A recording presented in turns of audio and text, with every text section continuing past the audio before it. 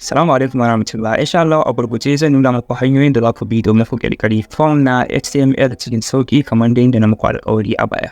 Wannan form da kuke gani shine form ɗin da za mu haɗa yanzu ta hanyar amfani da HTML. Ƙirƙirar form da HTML ba wai wani abu ne mai wahala ba, abu ne wanda za ka yi shi cikin sauƙi musamman idan ka bi bayanai na daki-daki.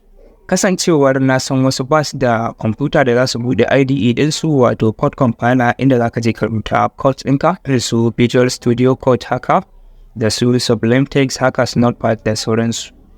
Saboda haka zan yi amfani da wayata zan nuna muku yadda za ka yi ka ƙirƙiri wannan form ɗin. Wanda bai da kwamfuta zai bi tsare-tsaren da na bi domin ya yi browsing wannan app ɗin mai suna Ecode. Ecode app ne da zai baka daman ka rubuta code ɗinka kuma ka buɗe shi duk a cikin code ɗin domin ka ga yadda code ɗinka zai kasance. Masu Android abin da za ku yi shine za ku shiga Play Store kamar hakan nan, sai ku je wajen searching ku rubuta Ecode haka kamar yadda na rubuta. Bayan ku rubuta Ecode zai nuna muku shi akwai Ecode na siyarwa akwai na free, sai ku je ku nemo na free ɗin gashi nan. Sai ku yi downloading Ecode, bayan kun gama downloading sai ku yi open. Bayan kun yi open abu na gaba da za ku yi kuma shine za ka danna ka ba wa wannan application dama ya karanta kan wayarka.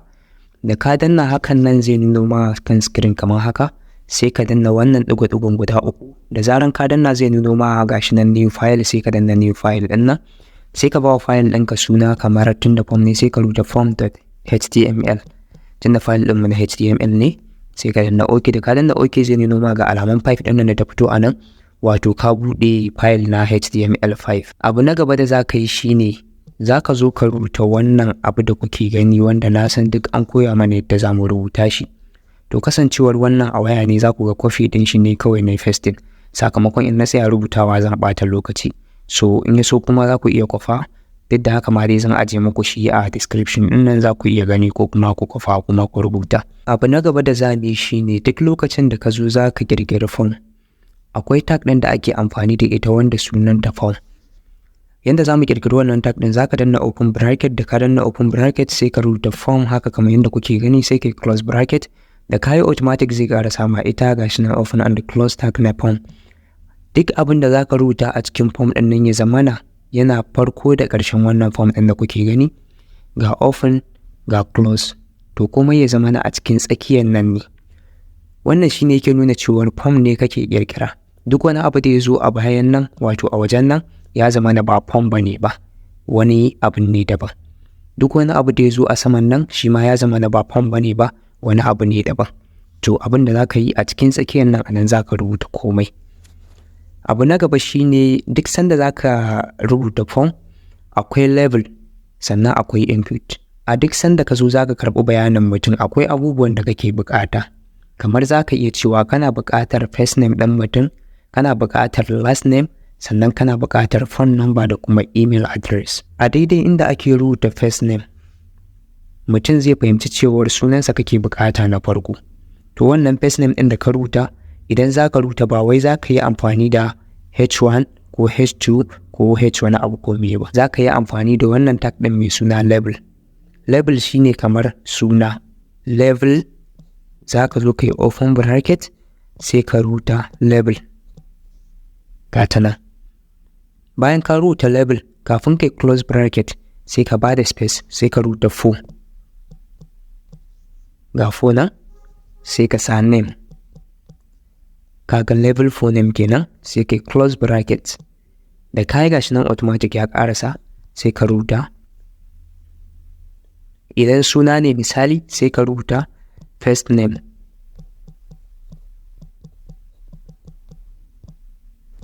Kamar haka ne da kuke gani. Sai ka sauko ƙasa sai ka rubuta open bracket sannan ka rubuta input. Bayan ka sa input, nan ma ba close bracket za ka yi ba sai ka danna space. Sai ka sa type. Da ka sa type zai nuna kamar haka, to a nan kuma ba name za ka rubuta ba, sai ka sa text. Wato shi wannan input ɗin da ka buɗe na text ne.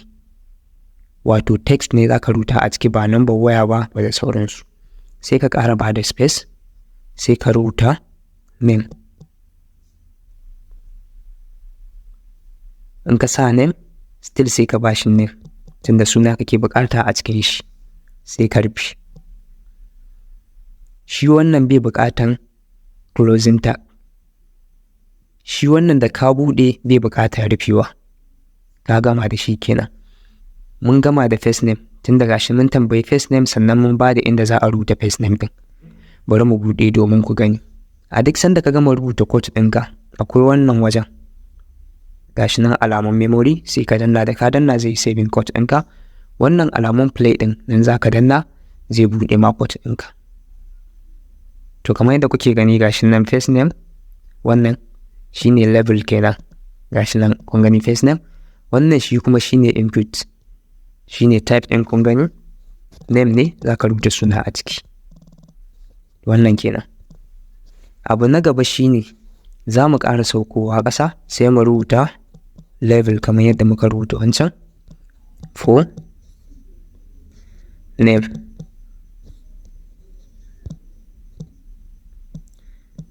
Last name.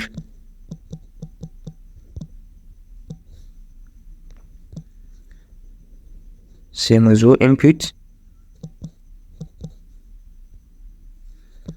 type text,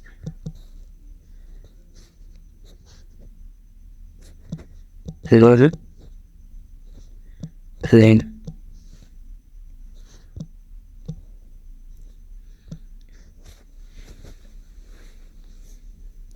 To da mun buɗe za ku gani gashi nan mun ƙara samun wani tag ɗin. Abun lura a nan za ku ga first name ga wajen sa first name ɗin, to a gaban shi kuma sai ga last name ya fito amma kuma sai wajen sawar ya sauka. Abin da za mu yi shi ne tsakanin input ɗin first name da level ɗin last name sai mu zo mu sa BR kamar haka. To da mun yi mun raba tsakanin su kenan, kowanne ya sauko ƙasa-ƙasa.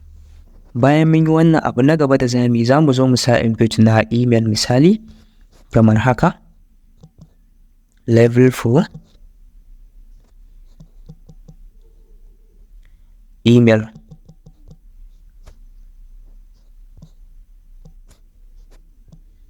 Sai mu rubuta email. Sai mu zo input,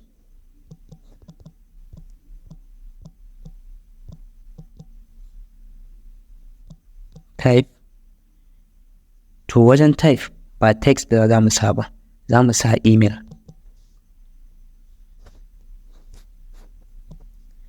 Name, email. Sai mu rufe.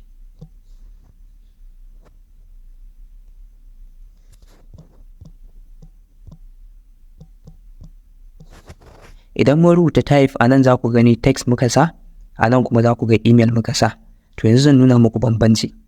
Da kun danna play ɗin nan haka, za ku ga idan kun shiga nan ku kalli keyboard ɗina, za ku ga nan next ya rubuta, sannan nan za ku gani kuma ce.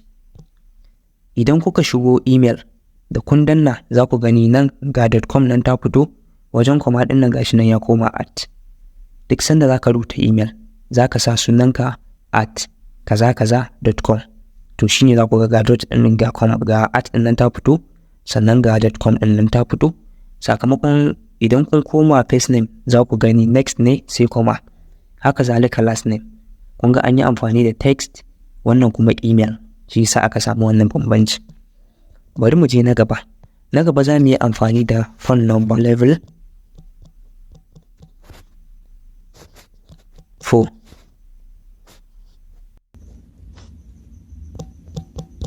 Phone number.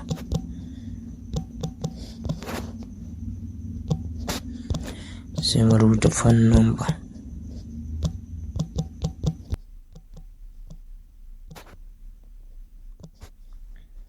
Sai mu zo input,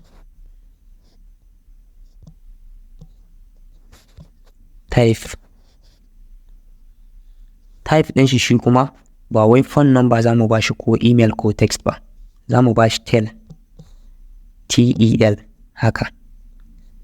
Name kuma za mu ba shi number.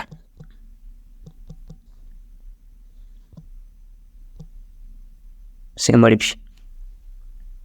Kamar yadda kuke gani wannan name gashi nan next ne ya fito, da email gashi nan .com ne ya fito a nan wajen. idan ka danne za ka ga su nan su .net su me duka dai wanda idan ka zo cikin email za ka iya ganin su.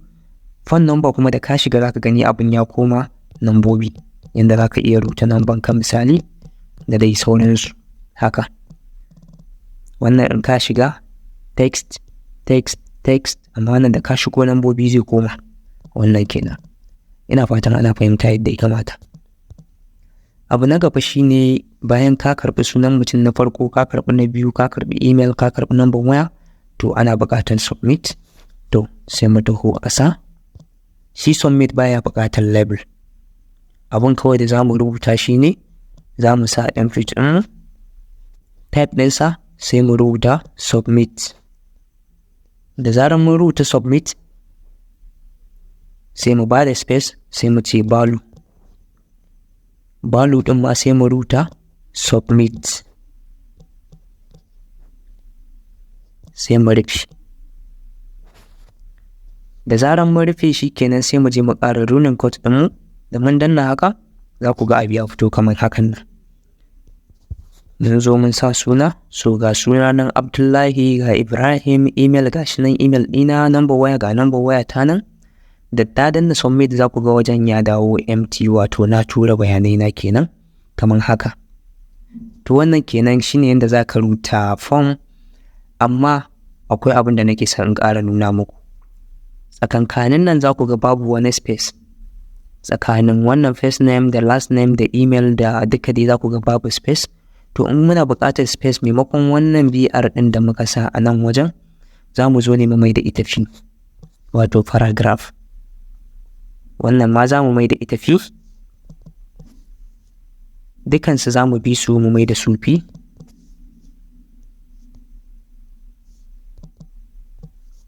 Kamar haka sai mu ƙara danna.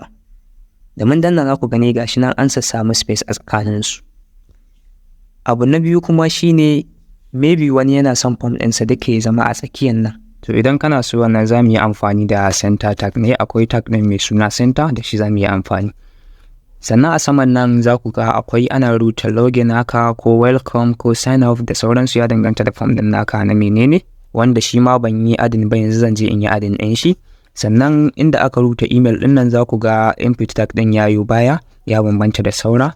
Saboda haka nan ma zan je in ƙara address a wajen email domin ku ga ya matsa yadda zai yi kyau. Idan da a ce da CSS ne akwai yadda zan mai duka kowanne zai zo daidai da daidai ba tare da wannan ya matsa ko wannan ya matsa ba, sannan zan sa kowanne iya adadin girman da nake so, zan ƙara mai girma ko in rage mai da sauransu.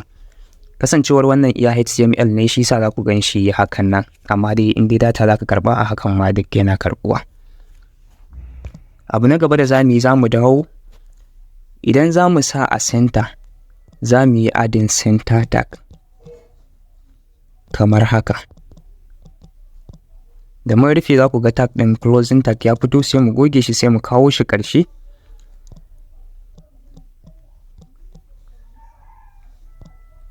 Da mun kawo shi ƙarshe form ɗin mu ya dawo center kenan.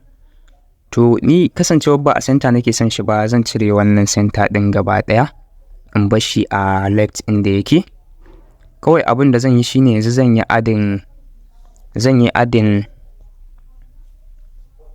adding wannan welcome text ɗin na sama. Maybe mu iya sa login ko sign off ko welcome, ya danganta da wanda nake son in sa. Yanzu misali zan sa H1 tunda ita ce dai tafi kowace girma, sai in sa welcome. Da na sa welcome za ku ga welcome ta fito a daidai nan ga taman yadda kuke gani.